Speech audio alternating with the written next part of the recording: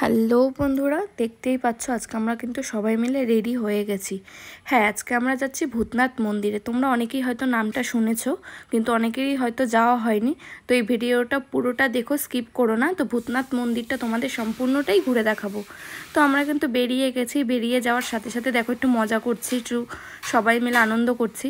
এখানে যেতে যেতে একটা বাচ্চা প্যাকেটের মধ্যে কি নিয়েছে জানি না, সব তার জিনিসগুলো পড়ে যাচ্ছিল। ভাই আবার দোকানের সামনে এসে দাঁড়িয়ে প্যাকেটটা সব ধরে ঠিকঠাক করে দিচ্ছিল। দোকানের লোকটাকে আমরা ডেকে বললাম একটা প্লাস্টিক দিয়ে বাচ্চাটাকে ঠিকঠাক করে দাও, জিনিসগুলো তো বাচ্চাটার হাত থেকে পড়ে যাচ্ছে।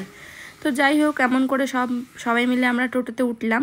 টোটো বুক করেছি, টোটো করে যেতে হবে এখান থেকে পুরো ঘাট পর্যন্ত। তারপর দেখো বন্ধুরা, আমরা সবাই মিলে টোটোতে উঠে গেলাম। টোটো থেকে উঠে দাদাভাইও রেডি। সবাই মিলে, দাদাভাই যেহেতু আমার ক্যামেরা করে দিচ্ছিলো, তাই দাদাভাইকে এইভাবে ঠিক মতন দেখাতে পারছিলাম না। তো দেখো আমরা কিন্তু টোটো থেকে নেমে পুরো ঘাটের দিকে যাচ্ছি। আর অনেকটা দিন যাওয়া হয় না, অনেক দিন আগে গেছিলাম, তো মানে অচেনা অচেনাটাই লাগছিলো। কতদিন আগে এসছি, আবার কতদিন পরে যাচ্ছি। যাই হোক, আর এত সুন্দর ঠান্ডা হাওয়া দিচ্ছিল বন্ধুরা, তোমাদেরকে কি বলবো। ওই দিক থেকে ভাই আমাদের আবার দাঁড় করিয়ে চলে গেল টিকিট কাটতে।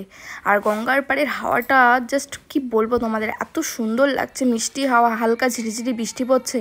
আমি তো এখানটায় দাঁড়িয়ে টুকটাক করে সুন্দর করে কটা ছবি তুলেই নিলাম। এই যে আমার দাঁড়ানো শুরু হলো, এবার ওরা তো বিরক্ত ফিল করছে। আর ওই দেখো বন্ধুরা, ওখান থেকে পুরো কিন্তু হাওড়া ব্রিজটা ক্যাচ আপ করছি আমরা। আর এত সুন্দর ভিউটা আসছে, তোমাদেরকে ক্যামেরায় কি বলবো, চোখ ফেরানোর মতো না, এত সুন্দর লাগছে। হাওড়া ব্রিজটা ধরে কিছুটা ভিডিও করলাম, ছবি তুললাম। আমরা সবাইকে ছবি তুলে দিলাম, কারণ আরেকটা স্টিমার আসা পর্যন্ত। তো ফাইনালি ওই দিক থেকে কিন্তু স্টিমার আসছে। এদিকে অনেকটা ভিড়, কারণ ওখান থেকে পুলিশ বারবার বলেই যাচ্ছে যেখানে ভিড় বাড়িও না, সাইড দাও, সবাই যাবে আসবে। তো ছবি তোলা বন্ধ করে দিয়ে আমরা কিন্তু তাড়াহুড়ো করে স্টিমারটা ধরবো, ঠিক আছে।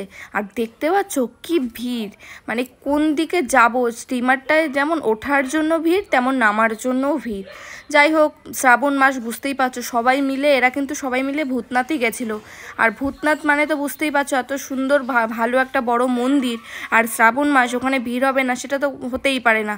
দেখতে পাচ্ছ বন্ধুরা, দেখো ভিউটা জাস্ট দেখো, আর ভিড়টাও তোমরা দেখো কীভাবে মানুষ দৌড়াদৌড়ি করে নামছে, দেখো।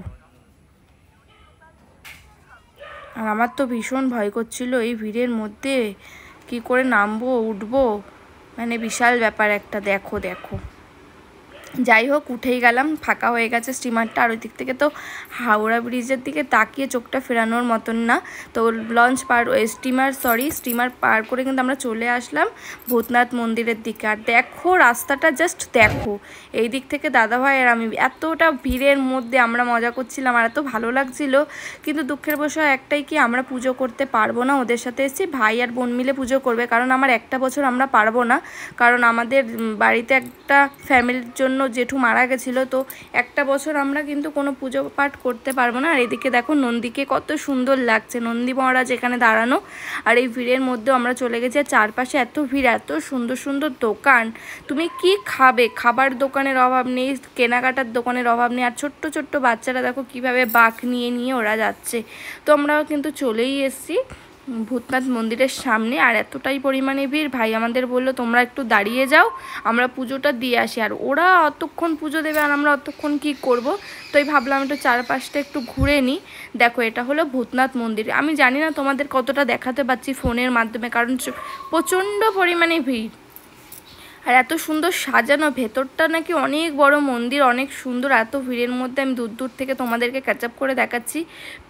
আর ওই দেখো ভেতর থেকে ওরা ঢুকেছে, জানি না ওরা পুজোটা কতটা দিতে পারবে। ধাক্কি চলছে তো ভেতরে, আমি জুম আপ করে তোমাদেরকে দেখাচ্ছি, তোমরা দেখো। ওই দেখো ভেতরে পুজো, ওই যে মন্দিরে সবাই জল ঢালছে।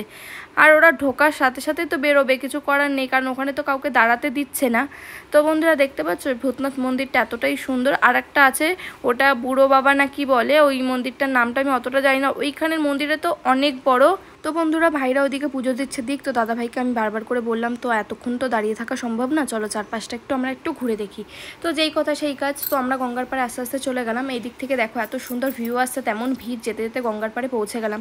আর এই দিক থেকে অনেকগুলো বাচ্চা আমাকে ধরেছে কিছু টাকা দেওয়ার জন্য, তো আমি দিইনি, তাদেরকে বলেছি তোরা যা ইচ্ছে তাই খা, আমি খাওয়াবো। ছোলা মাখা কিনে দিয়েছি, খেয়েছে। তো বন্ধুরা, ভিডিওটা তোমাদের কেমন লাগলো অবশ্যই কিন্তু কমেন্ট করে বলো। তো বন্ধুরা,